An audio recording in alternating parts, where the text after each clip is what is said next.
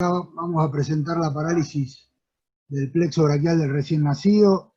La idea, antes de seguir, es que les quede la idea, que les quede un poquito la idea, sobre todo a los chicos, a los residentes, de que no salir corriendo cuando ven un caso de parálisis braquial del recién nacido.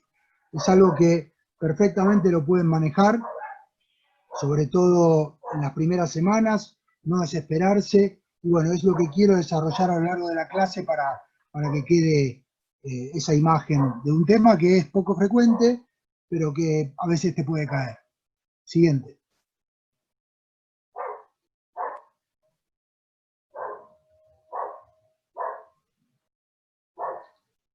Bueno, sabemos que la causa siempre es un estiramiento brusco del plexo braquial en un parto que fue distóxico, que fue dificultoso. Esa es la causa que todos conocemos. Y que generalmente es unilateral, es muy raro que sea bilateral, y que se da más o menos en casi 1 a 2 de cada 1000 nacidos vivos. ¿Tá? Siguiente. En cuanto a los diagnósticos diferenciales, me gustó dividirlos en diagnósticos diferenciales preparto, del parto y posparto. En cuanto a los diagnósticos diferenciales preparto, un útero bífido puede provocar algo similar, un herpes zóster congénito lo mismo, una parálisis braquial familiar congénita igualmente. En cuanto a las causas del parto, es importante discernir que puede haber una fractura de clavícula, que puede haber una fractura de húmero proximal, incluso pueden estar asociadas, es raro, pero pueden estar asociadas. Obviamente esto en un parto distóxico, pero sin embargo no haber parálisis. El diagnóstico obviamente es con una radiografía y después uno va viendo que el bebé va moviendo a medida que pasan los días y las semanas. En cuanto a la fractura consolida, esto es lo que se denomina pseudoparálisis. Sabemos que a esta edad las fracturas consolidan en 10 minutos, ¿no? Es todo muy rápido. Por ahí una fractura de húmero en 3 semanas está consolidada, una de clavícula en 2. Y bueno, vemos que el chico evoluciona bárbaro, no era una parálisis, era una pseudoparálisis. Y por otro lado, las causas postparto, bueno, una osteomielitis aguda, por ejemplo, generalmente es hematógena aguda vertebral, o del húmero proximal, generalmente es un estáfilo beta hemolítico del grupo B, que puede provocar un cuadro similar, pero sin embargo no es una parálisis. Lo mismo, tumores del plexo braquial, o que no sean del plexo, pero que lo afectan. Siguiente.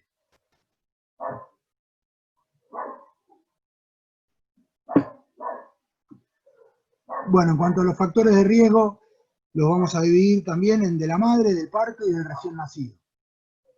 La madre, obviamente, una madre diabética, que sabemos que suele tener hijos más bien grandotes.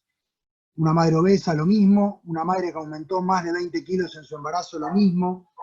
Mayores de 35 años puede ser un factor de riesgo, y mujeres con alteración pelviana, sea congénita o adquirida, ¿no? Alguna fractura que ha cerrado el anillo de salida del canal de parto.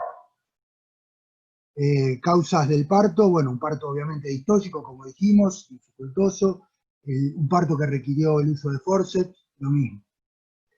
Y causa del recién nacido, bueno, lo que se denomina macrosomía fetal, o sea, un feto que pesa más de 4 kilogramos al nacer, se sabe que tiene de 2 a 3 veces más chances de tener esta patología que un feto que pesa menos que eso. Y un prematuro en podálica también puede ser asociarse a la parálisis del plexo braquial. Siguiente.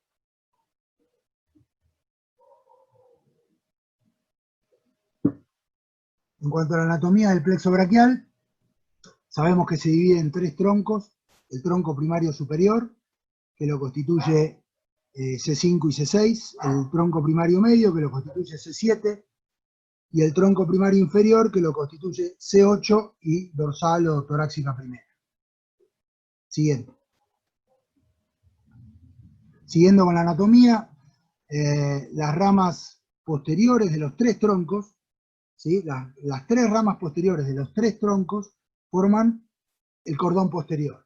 Y a su vez se subdivide en el nervio radial, el nervio circunflejo y el nervio supraescapular.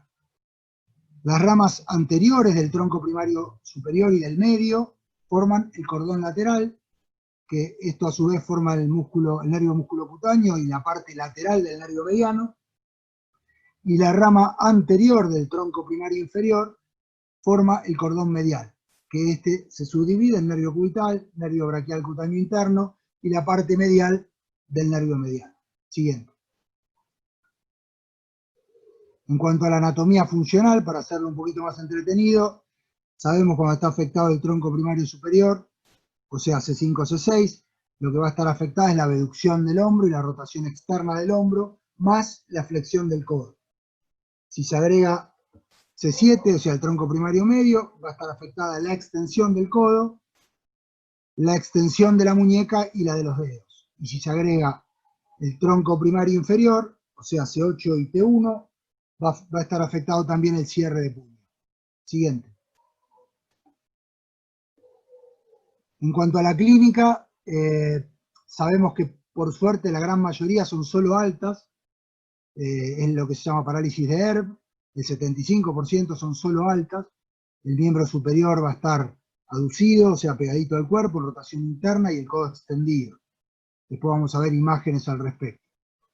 Después se puede agregar la alta más el tronco primario medio, o sea, C7, igual a la anterior, pero la muñeca y los dedos están flexos por falta del radial. La baja, que es muy poco frecuente, del 0 a 1%, es la de Klumpke. El hombro y el codo están normales, pero la mano está afectada. Y después las completas, que son del 24 al 25%, está paralizado todo el miembro está flácido, está indiferente, queda como uno lo deja, y ahí vamos a ver el signo de la bufanda y alguna otra imagen en las diapos siguientes. Dale, Diego. Acá vemos una típica alta, donde el miembro está aducido y en rotación interna. Siguiente. Acá vemos una típica total, donde uno, como dejó el miembro, como lo dejó, quedó. En este caso el izquierdo lo dejó en esa posición, quedó así. Siguiente. Lo dejó sobre el cuello, y acá tenemos el signo de la bufanda, queda como uno lo deja. Estas son totales. Siguiente. En cuanto al daño posible, sabemos que el daño posible en cualquier lesión de nervio periférico va desde lo menos grave a lo más grave, desde una neuroapraxia, que sería el nervio que quedó como un boxeador que le dieron una buena ñapi, que está medio groggy, pero no está lesionado anatómicamente, está sano. Una axonognesis, el nervio se estiró, se cortaron los cables internos, o sea, los axones, pero los estuches están sanos. O sea, el endoneuro, el perineuro y el epineuro están sanos. En la lesión ya más avanzada, la neurognesis está cortado completo. Y lo más grave, obviamente, la avulsión, cuando la raíz se arranca directamente de la médula, esto sabemos que es irreparable. Siguiente. En cuanto al seguimiento, no hacemos electromiograma, al menos no de entrada. Sabemos que es muy cruento para un bebé un electromiograma. No se le puede decir, obviamente, que es por su bien. Hay que hacer sedación o anestesia general y se trata de dejar para más adelante. Uno va viendo en el seguimiento el mayor o menor grado de gravedad según cómo evoluciona y según si se va recuperando o no, y según la clínica va uno discerniendo si es alta, si es completa, etcétera, ¿no? Uno va observando la clínica en las primeras semanas. No hay imágenes que detallen esto, obviamente uno hace radiografía para descartar la pseudoparálisis, que es cuando está rota la clavícula o el húmero proximal, o ambos, o cuando está asociado esto más la parálisis, que también ocurre, esa imagen, la radiografía simple, pero no hay una resonancia o algo que pueda marcarnos la gravedad de la lesión del plexo. Y obviamente es de mal pronóstico cuando tenemos una completa, una total, asociada a un Bernard Horner y o a una parálisis del hemidiafragma homolateral. Siguiente. Acá tenemos un Bernard Horner del ojito derecho, vemos como el párpado superior está caído en un bebé, o sea, entre otras cosas tiene el párpado caído. Esto es signo de mal pronóstico. Siguiente.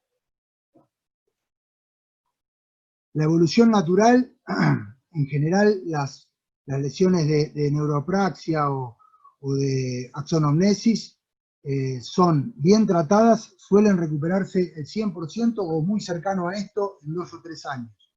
En cambio, cuando ya hay una neuroamnesis o cuando hay una abulsión de la raíz por parte se arrancó de la médula, pasan los meses y obviamente uno ve que no recupera, hay que hacer algo, ya lo vamos a ver.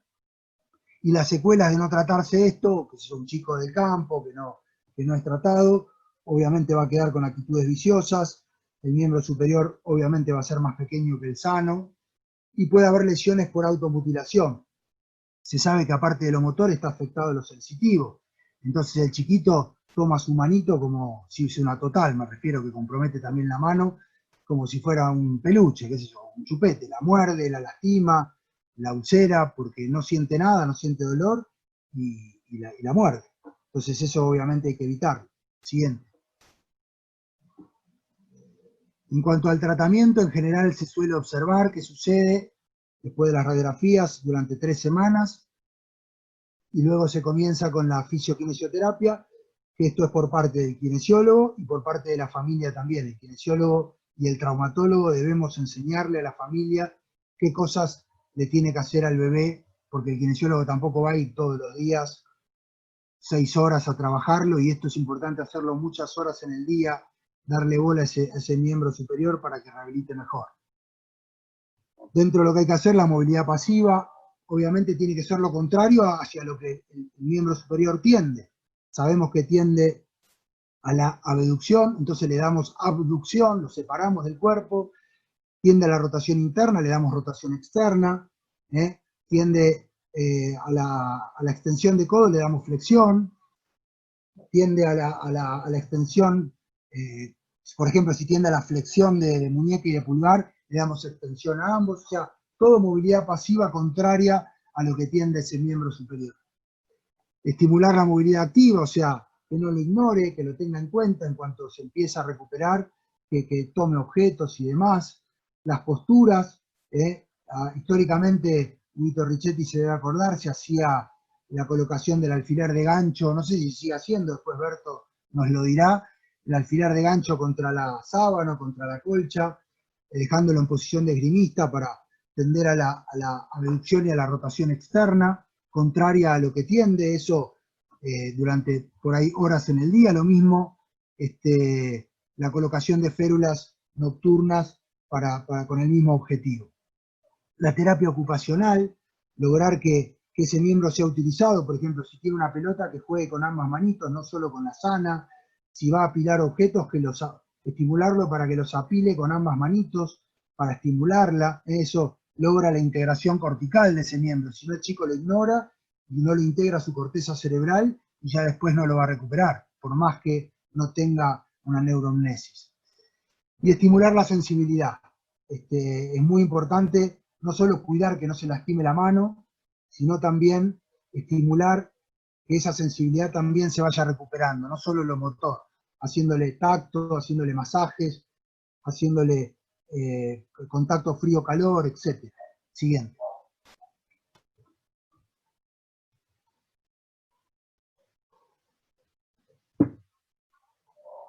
Un error frecuente puede ser no derivar a quien realiza cirugía de este tipo de lesión cuando es necesario operar en tiempo y forma. Ese es un error habitual. Y dentro de lo que es el tratamiento quirúrgico, que va a ser cuando se requiere cirugía en esta patología, el tratamiento quirúrgico hay que hacerlo rondando el 3er mes, si es total, y no hay ningún tipo de recuperación que uno observe, ni hablar si se asocia a Bernard Horner y o a parálisis del hemidiafragma homolateral. Y rondando el 9º mes, si uno ve que viene recuperando, pero llega un momento que se estanca y llegado el 9º mes no logra llevar una galletita a la boca, lo que se llama el cookie test positivo. En ese caso también derivarlo a quien corresponda para que realices este tipo de cirugía. Yo me refería al principio, bueno, no asustarse. Hay varias semanas y meses que si la evolución es buena nosotros lo podemos ir manejando y bueno, si pasa lo que dijimos en el primer caso, antes del 3er mes o antes del 9º en el segundo caso, a derivarlo a quien corresponda. Siguiente. En cuanto a la técnica quirúrgica, obviamente casi ninguno de nosotros, yo diría ninguno de nosotros operamos esto, pero bueno, lo que hace el neurocirujano es un traumatólogo que hace plexo o un neurocirujano que hace flexo, es una microcirugía, obviamente con varios aumentos. Lo que hace, estamos hablando de una neurognesis en donde se cortó del todo el contenido y el continente del nervio, los axones y los estuches. Entonces reseca el neuroma que ya se formó y puentea el cabo proximal con el distal, utilizando como nervio dador, por ejemplo, nervio intercostal. En las lesiones tipo 4, donde hay avulsiones, que sabemos que son irreparables, lo que se hacen son transferencias nerviosas. Entonces, por ejemplo, puede usar el nervio espinal, que es el par 11, transferirlo a supraescapular para tener rotadores externos, o sea, supraespinoso, infraespinoso y redondo menor, transferir a músculo cutáneo para tener flexión de codo. Y en el caso de eso, dijimos en las altas, que lo que uno busca obviamente es que se recupere el hombro. En el caso de las completas, de las totales, las transferencias nerviosas son buscando que se recupere la mano fundamentalmente, o sea que transferirán obviamente a mediano, cubital, etc. Siguiente.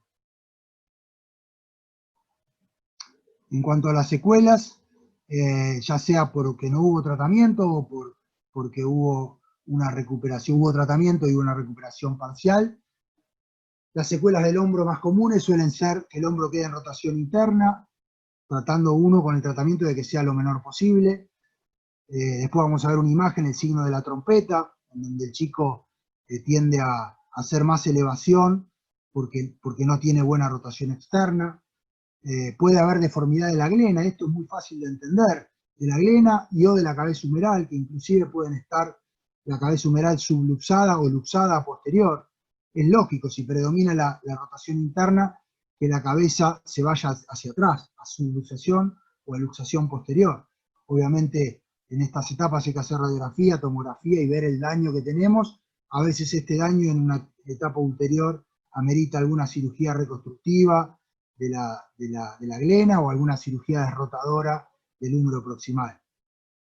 Las secuelas en el codo, por ejemplo, que quede un codo flexo porque se recuperó más el extensor, o sea, el tríceps que el bíceps. Lo vamos a ver en una diapo más adelante, en el antebrazo. Lo más frecuente es que quede una secuela en pronación, por suerte, porque es menos invalidante. Lo menos frecuente, que lo vamos a ver en una diapo, es que quede una secuela en supinación porque es más invalidante. Es menos frecuente y más invalidante. Por suerte digo que es menos frecuente. En el caso de la mano, obviamente, si no hay recuperación de la mano o la recuperación de la mano es muy pobre, la disfunción es total. Sabemos que el miembro superior vale por la presencia de la mano, si no es casi un adorno. Y en cuanto a las secuelas estéticas, obviamente, más allá de la recuperación, el miembro, si queda más pequeño que el contralateral sano, obviamente esto deja una secuela estética. Siguiente. Acá vemos una imagen, el signo de la trompeta, que eleva más por falta de rotación externa. Siguiente. Un paciente de 27 años que recuperó más el bíceps que el tríceps y queda con una limitación en la extensión de codo. Siguiente. Un chiquito que quedó en el miembro superior derecho con una secuela en supinación. Chico de 15 años. Siguiente.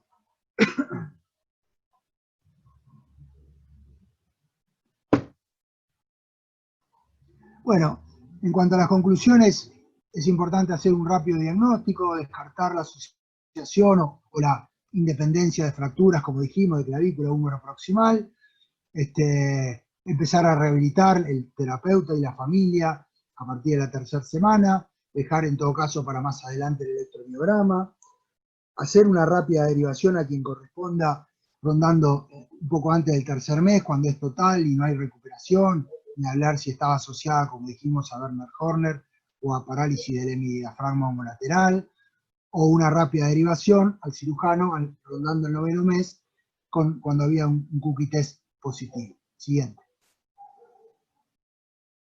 Bueno, la bibliografía, esto lo extraje de un Proato 2013, el doctor Boreto, no sé si Berto lo conoce, del Hospital Italiano. Siguiente. Bueno, muchas gracias por la atención.